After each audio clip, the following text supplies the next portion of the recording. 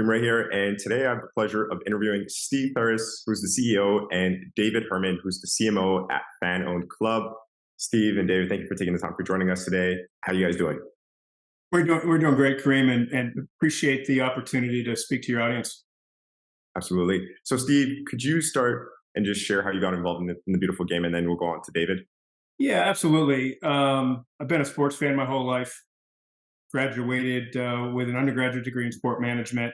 Spent some time in the industry before going corporate, and after maybe 20 years walking the halls of big business, um, I co-founded Fan Owned Club in 2019. I wanted to get back to sport, and we had this vision that everyday fans wanted to get behind the scenes, wanted to an owner experience, and we thought we could create something really unique. And so in 2019, I left the corporate world behind to go back to sport and go back to the passion. Nice. How about yourself, David? A lifelong evangelist of the sport in America. You don't have to answer the question, hey, when's football or soccer going to be big in America? We're here now. Because of that passion and enthusiasm, I got a call one day and said, hey, these guys are doing something really cool and unique. You should give them a call. And so picked up the phone, talked to Steve, hung up the phone, says, how come nobody else thought of that before? And how do I get involved? And so for the last 4.5 years, I've been involved in multiple capacities with Fan Owned Club, and packed up and moved here to Austria to ensure that everything in which we've presented to our fan owners, we were going to do by me moving here. That's amazing. So what inspired the idea of offering minority ownership shares in FC? I'm going to butcher it, so I'm not going to say the full club's name. Steve or David, I'm going to let you guys pronounce that name. I don't want to butcher it. I'm not sure I've actually ever pronounced it right, so I'm going to defer to David. So FC Pinzgau Saalfelden, Pinzgau being the region, Saalfelden being the Austrian town of which the club resides. You know, it's a little bit dry and boring, but in 2015, Congress passed the Jobs Act.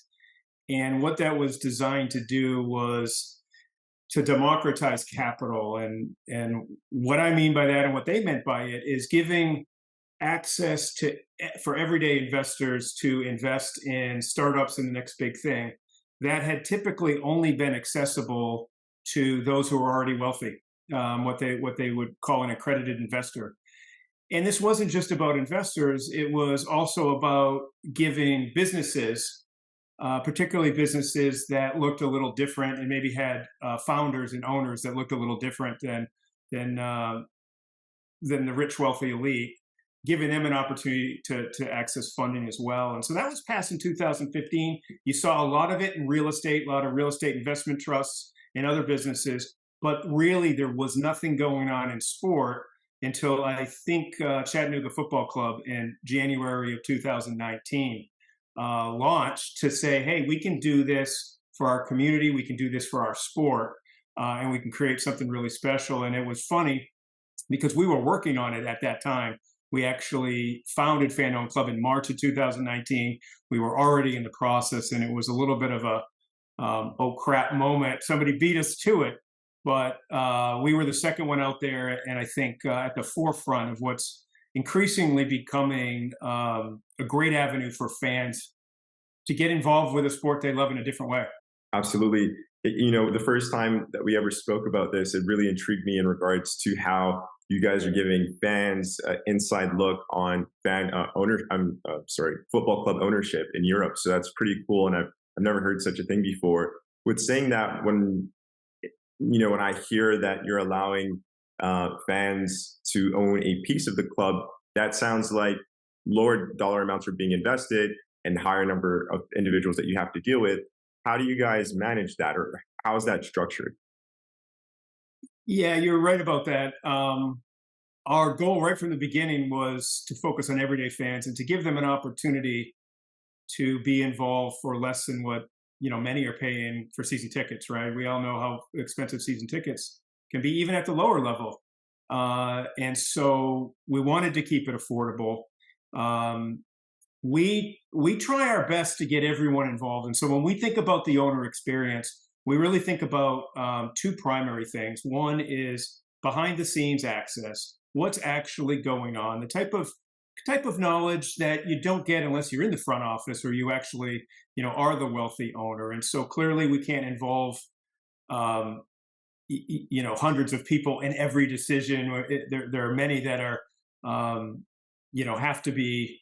Well, listen, we say that if you have 500 cooks in the kitchen, you're not going to be able to cook something very tasty. So, but we do try to give behind the scenes access of not only what's going on, but why it's going on, because so much with the teams we follow today, you turn on ESPN or whatever your favorite sports channel is, and you get a very sanitized line.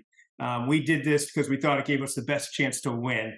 Like, well, yeah, we assumed that, but why did you think that was going to give you the best chance to win? So we want to give a little bit of that to the fans. So that's the first thing, insider access. The second thing is really some degree of influence. And so that includes not only being able to give feedback, not only being able to participate in votes, but also having direct access to leadership, having the ability to have a conversation with me or to have a Q&A session with the manager of our academy and men's team. Those are unique things that everyday fans don't typically get. But the other thing is a lot of what we do, Kareem, is fan owner driven. And so for those who have time, have capability, and have interest, they've been able to get involved. And I'll tell you what, you walk down to your local club and you'd say, hey, I'd love to broadcast a game, or I'd love to get involved in your social media, and they may take your name, but they'll get back to you, right? You don't have an opportunity to get involved, and with Fan Owned Club, you do, and so that's what we're trying to do. We realized early on that was where the action was for the fans, and what I mean by that is, our fan owners, they're not new to soccer, they're not new to sports, they have their teams. It was not so much about this following a third division Austrian football team. It was about getting behind the scenes. And so we pivoted last year from a heavy emphasis on operating the club to an increased emphasis on giving owners access to that experience of operating a club, if that makes sense. And we've just recently, actually Tuesday was the public announcement of partnership with our second club, Carrick Rangers in the Northern Irish Football League. And so we think this is something, there are fans everywhere who want to get behind the scenes with their clubs, and we're excited to give them that opportunity. Absolutely. So our 2,000 subscribers that are growing small, but we're growing bigger and bigger, how can they get involved? We have an audience around the world. Is there any country that a non-accredited investor would be able to invest into one of your clubs? It does vary. I couldn't tell you all the countries, but most countries it's possible. And if you go to our website, fanonclub.com, you'll find the Invest Now button, and you can go and invest. And it won't let you invest if your country doesn't allow you to. So it's driven by the local regulations, not our regulations, and not necessarily the U.S. regulations. But we have seen, when we first started, Ontario, residents of Ontario couldn't invest. Now they can, but their crowdfunding regulations hadn't caught up yet. These laws were all designed to protect unsophisticated investors, and so it's taking a while for that to change. It's taken a while for it to come to sport, but it's here now, and it's tremendously exciting. That's amazing. So I've been on the website before, and when you click on the Invest Now button, it brings you to WeFunder. And did you guys start off that way, or did you guys structure a crowdfund before, or some a different type of vehicle before, to raise capital from non-accredited investors, and then you guys ended up transferring over to WeFunder, or did you guys start there? I guess the answer is yes. We actually started with families and friends, as most startups do, right? That fueled our initial engagement with Pinzgau and a lot of the marketing and other things that we did. When I first talked to David, he was referred by a mutual friend, and we were still in that family and friends mode. We actually were pursuing a different route before WeFunder, hit a dead end there. And in spring of 2020, we switched to WeFunder. For better or worse, even though we've been working on it for over a year, we ended up launching in April 2020. There was a little thing called the global pandemic at that time. So bad luck, but WeFunder is a tremendous platform, especially for unaccredited investors who want to dip their toe in interesting businesses. Yeah, that's amazing. So that's how I came across you guys and connected with you guys was through WeFunder. And now we're seeing a lot more clubs at the USL championship level raising these funds from their fans and creating an experience of ownership for them. And it's just super cool to see more clubs give fans a piece of ownership. With saying that, congratulations on the second club partnership. We spoke a little bit about it before, but so how does this work? Do you guys get lead flow from different clubs saying, hey, we want you guys to own a piece of the club, or do you guys do reach out? How does that work? Honestly, we just started down this path. I guess, David, it was about 14 months ago that we started talking about this strategy of really doing two things beyond helping Pinzgau be as successful as they can. And the second thing was, let's see if we can productize this fan owner experience. That's what we're hearing people want. So how can we better define that and develop it in a way that we can scale it? And then let's go find other partners to scale. And so we were just in that process when we were contacted by Michael Smith, who is the majority owner of Pinzgau. And excuse me, Pinzgau. He's the new majority owner of Carrick. And at that time, he was looking for a club. And so we joined forces with him to help him find a club. Carrick ended up being that club. But right from the beginning, he wanted to bring in the fan owner experience. He was a fan owner himself, liked the experience, and wanted more people to have that. So we've been opportunistic so far. We've taken inbound. We've had conversations with a number of other clubs that are in early stages. At some point, we'll turn to being more proactive. But right now we're so focused on getting Carrick launched that I don't know what we would do if we had a third club today. But maybe early next year. Got it. So just to dive into the second club a little bit more, is that something that you guys started from scratch, or was it an existing club that you guys partnered on? Let me turn it over to you, Dave, to talk a little bit about Carrick. You want me to go ahead? All right. So Carrick is rich in history. I think they were founded in 1936 or thereabouts. In a part of the world that is not only football crazy, and here in the U.S., we put European football absolutely on a pedestal, but especially the UK, right? And so they're in Northern Ireland, and that league, a lot of people aren't aware of it, but they call it the Irish League, and it is the second oldest national league in the world. So there's a lot of history there, and they have their fervent base of supporters, as a lot of these old clubs have, and it's exactly what you'd expect. It is football as we think about it from the U.S. With the avid supporters and just a great style of play and a great tradition of play. We couldn't have found a better partner for Club 2, honestly, Kareem. Understood. That's amazing, David. You're on the grounds down in Europe. Was that? Were you always out in Europe, or were you in the U.S. and then you went when you became part of Fan Owned Club? You were like you decided that you'd be the on-ground person to be down in Europe. Well, I've been traveling to Europe quite often to support my favorite club, and it happens to be the Red Club in Manchester. So having season tickets there, traveling over quite often, had a good familiarity about the environment and everything that we would be into. Moving to Austria, also during a pandemic and otherwise, force you to learn not only the sport and how it's played and how it's represented here, but learning the language, right? So speaking a local dialect that's a variation of German, as Steve said, couldn't be better for us with Carrick, because at least they speak English, which allows us to actually produce a lot more content that is more accessible to some of our audiences. kudos to our fans who have been with us all along, who have had to learn German in some kind of semblance to read all the articles and all the things talking about our club here locally.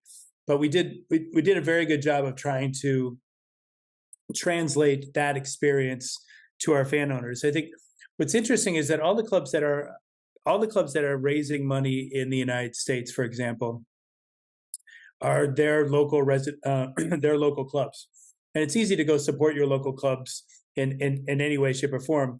Our premise is a bit unique, and it's still unique in its way that we're providing an experience that is a bit far flung, right? And in a realm that people are sort of familiar with.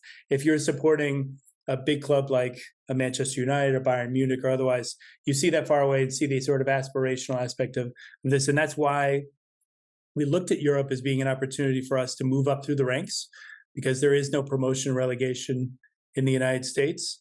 That we wanted to build a club that actually had, one, aspirations, two, a path to progress forward and have our fan owners be part of that journey. Because what they've seen and how most fans of the sport have become, because of the proliferation of all the games now being streamed on TV, was an experience like I wouldn't be exposed to at my local club. What is it like to be run somewhere else? Understood. And it's really something, Kareem. We couldn't have asked for a better first partner either. But one of the things that we heard immediately from fan owners when we started this is they were thinking of this, and Saalfelden is fairy tale beautiful. The pictures that you may have seen do not do it justice. This is an amazing trip. 2 hours from Munich. Bring the family there. Carrick Fergus right on the water with a castle. 20 minutes from Belfast will be similar. But our fan owners were talking about this as, I want to bring my family over there.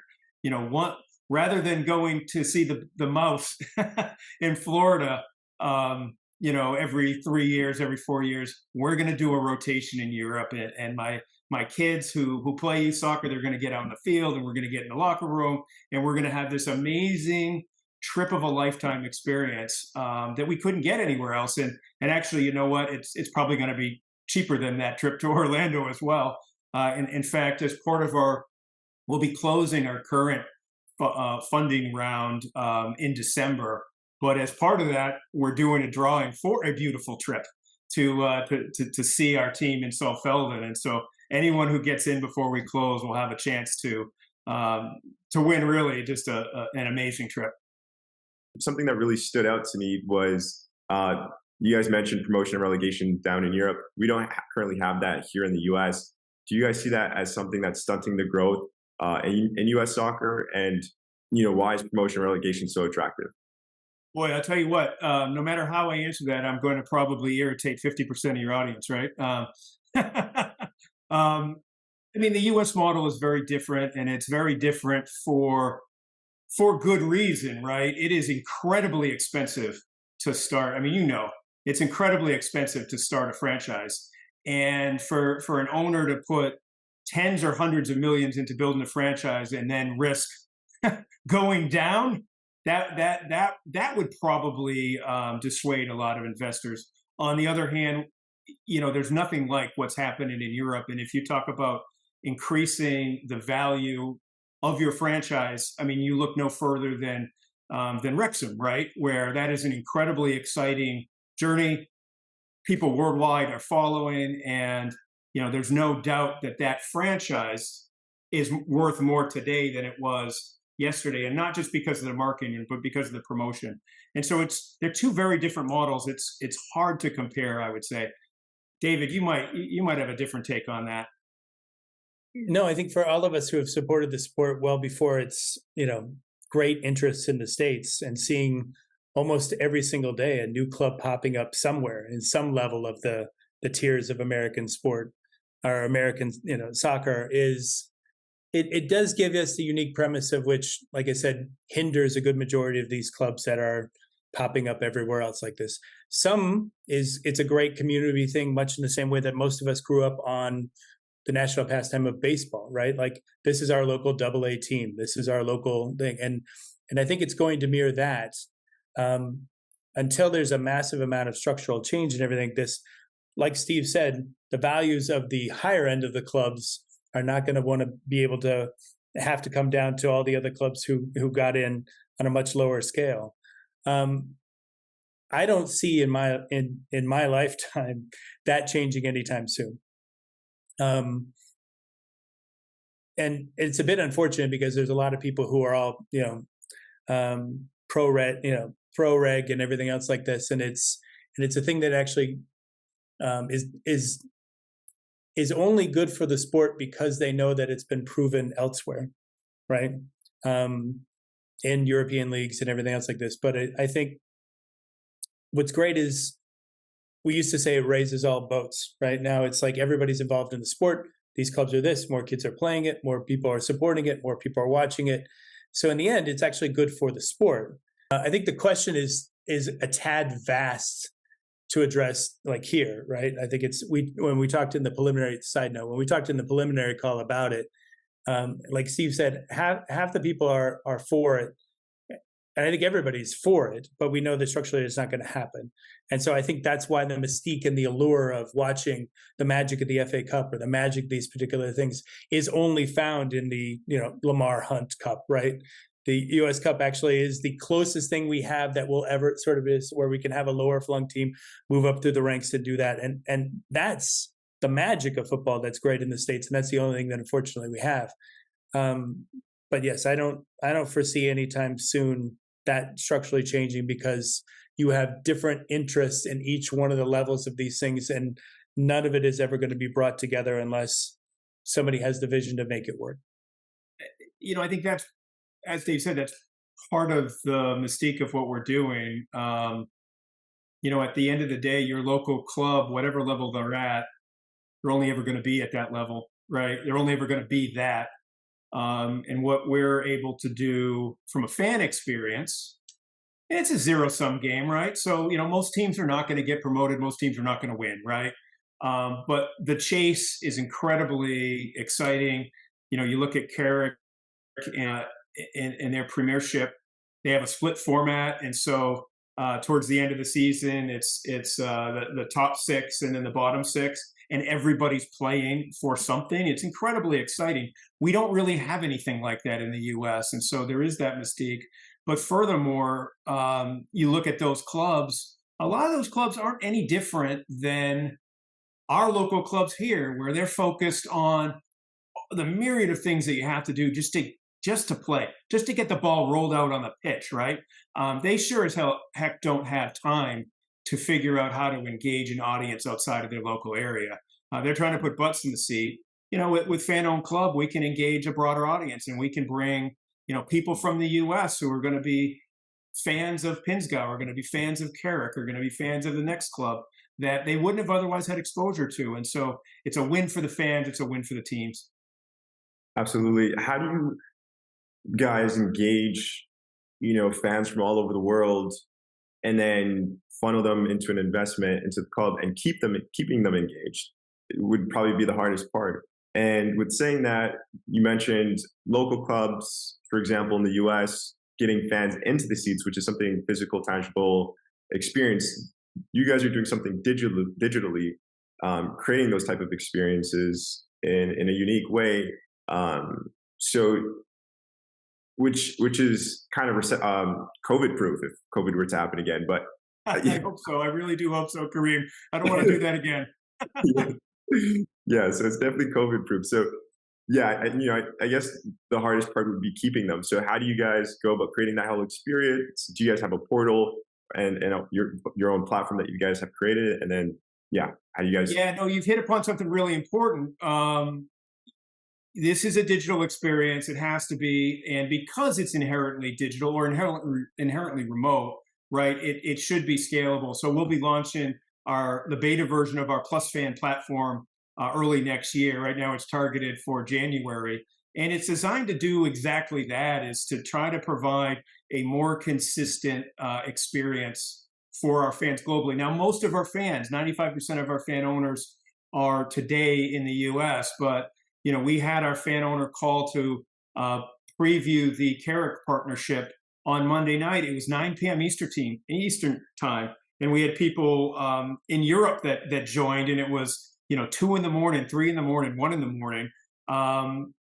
That's without the platform, it is truly going to be hard to scale and provide that consistency, because everyone wants to consume at different times. Even when you look at Pinzgau, a reasonable number of their games are on Friday night, which happens to be Friday morning during the workday in the U.S. And so you're just not going to get a lot of audience for that. But you can, for the live streams, but you can archive those matches and do other things so that they can consume it at a time that makes sense for them. So those are things that honestly, that's part of the secret sauce, and that's part of what we're building is how we deliver that consistent experience and deliver that scale. You guys are both from the U.S. I'm Canadian. My interest is in U.S. soccer, investing in club ownership there, and I see this huge wave coming with the 2026 World Cup and the effects that could have. Even speaking to one of my advisors a few days ago, we were both agreeing that soccer is kind of like at Bitcoin being at $1,000 Canadian price, where soccer is right now versus the future price of, or the future opportunity of where soccer is going to grow into something like Europe, with having all these pro clubs around the U.S. Do you guys agree with what I'm saying or disagree? And do you guys plan to ever invest in U.S. soccer pro clubs, or is that not an option? You guys are focusing on Europe. I mean, our focus right now is on Europe, honestly. It's honestly on U.S. fans of European soccer. Yeah. That being said, we're agnostic on the opportunity if it's the right opportunity. Absolutely. We want to help clubs connect on a deeper level with their fans, and we want to help grow that fan base beyond their local area. And that model applies in the U.S. as well. It just hasn't been our focus. I could see that happening in the future. And I would say, and I feel like I'm echoing David Herman when I say this, it feels like soccer in the U.S. is a tipping point. But I think people have been saying that at least since Pele was playing for the Cosmos, right? So we'll see. But boy, all signs are pointed to go, especially with the success of the NWSL, and it just feels like in all directions it's building, and certainly the World Cup hopefully will not be a culmination, but will be an explosion to the next level of soccer here in the U.S. and really in North America. Absolutely. David, what would you say on that? I was going to say I couldn't have said it better myself. I think I've heard you say that before, David. So I think I was just repeating what you've said before. That's exactly right. There's nothing in which I could add without fleshing it out more. But no, I think it's to kind of reiterate what Steve said. Our focus had primarily been in Europe. Once we get the fan, what's interesting is, as savvy as Americans have now become with the sport, because now they're getting exposed to it a lot better than they were a decade ago, they've also become very savvy on how they consume media. And so for us to reach and understand and ask our fan owners, how best would you like to support your club? And how best would you like to see them? And what would you like to see from them? We get a lot of feedback from our fan owners to say, hey, this is what I would like to see. I'd like just to see highlights or condensed versions or these particular things. And like I said, this will be applicable soon, because I think those you expose through the World Cup or through how they're going to get there in these next years, we're going to uncover new ways to present that sport.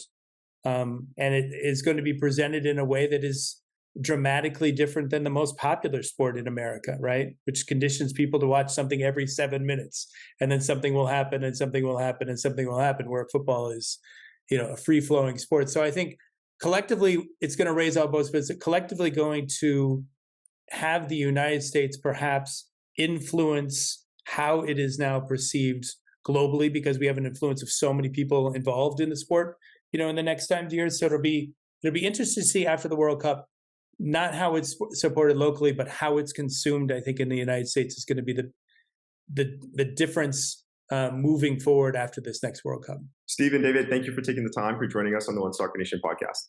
Thank you, Kareem.